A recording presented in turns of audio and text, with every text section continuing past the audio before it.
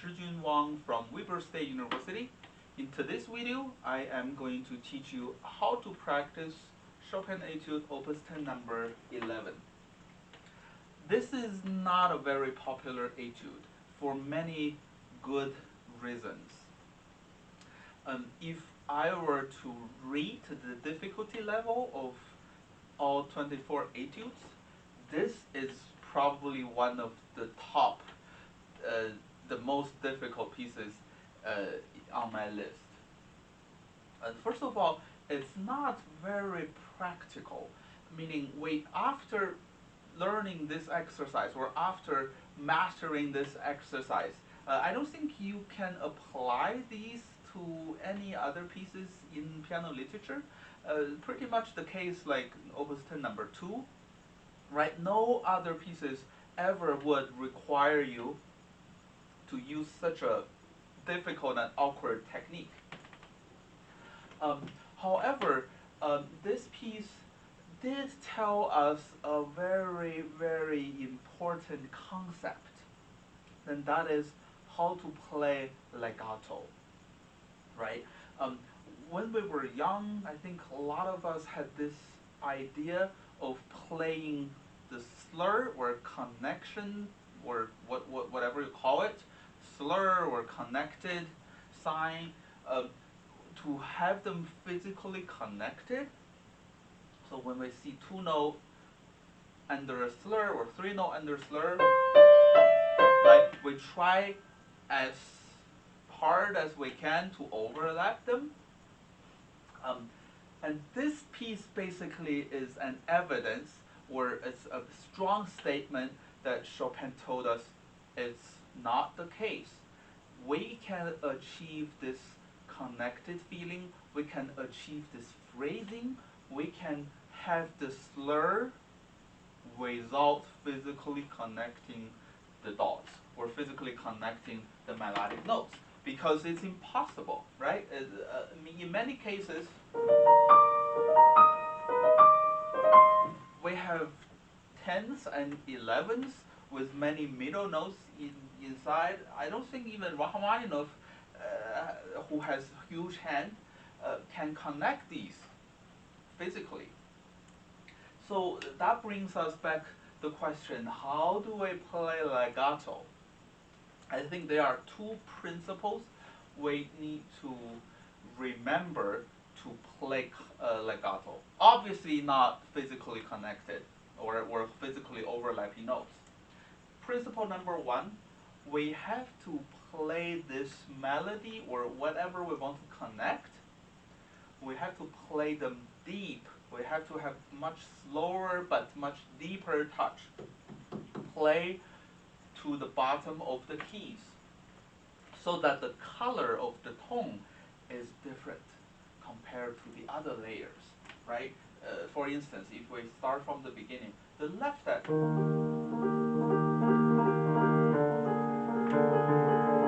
is very relaxed and it doesn't need, right? It doesn't need to play all the way to the bottom. However, the right hand top melody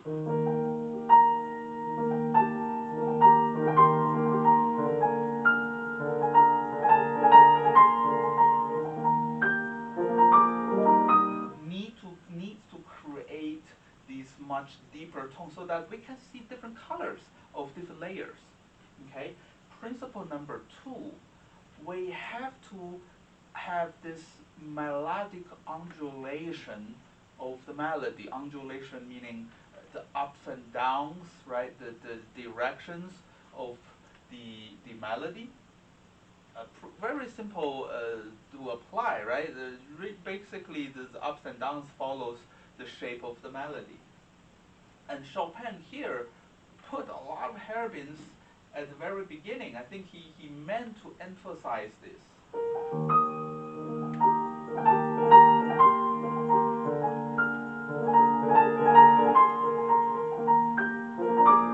Right? Of course, we cannot say whatever CPE Bach told us, we have to apply 100% now, right? Because the piano, the technique, the piano literature has advanced 200 years, 300 years.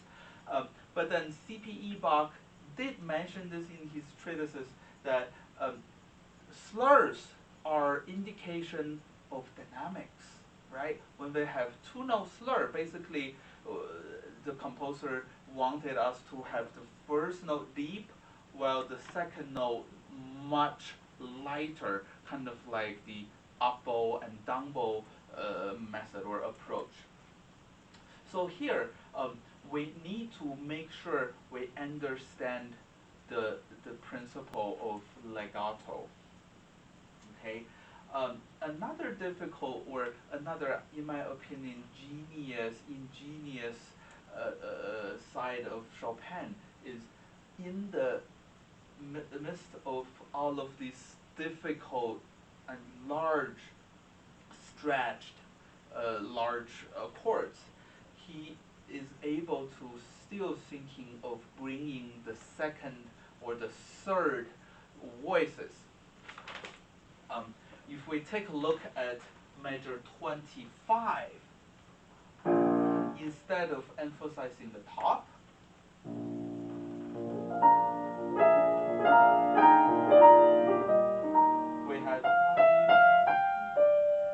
we have the right hand middle voice emphasized with the answer of the right hand top.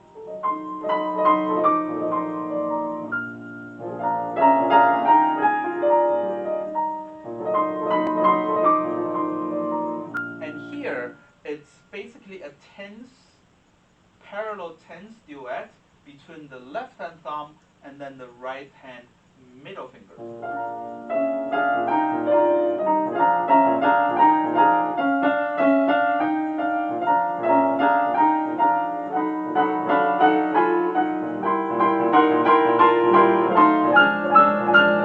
Of course, concluded by the right hand top. Yeah, this is really very, very difficult technical parts, and you can't really find similar writings in other pieces in piano literature. Okay, and of course this kind of middle voice and then top voice conversation comes back in measure 44.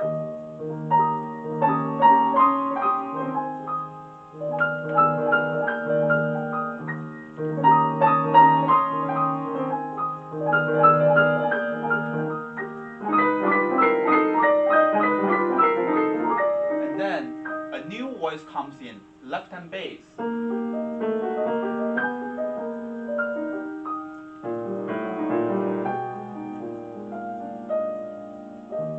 So really, if we of course sometimes we have 4 notes in a chord, but most of the time we have 3 notes in the left hand, 3 notes in the right hand. And out of these 6 options, he used 4 of them to put melodies in. Quite ingenious writing and creates tremendous difficulty. And here, of course, if you took a look at my previous episodes, the key of playing chords is to find a pivot finger or an aiming finger. So in this case, throughout, the middle note should be the finger or the note we aim for this entire chord. So in the case of left hand, it's the B flat, and in the case of the right hand, it's the G.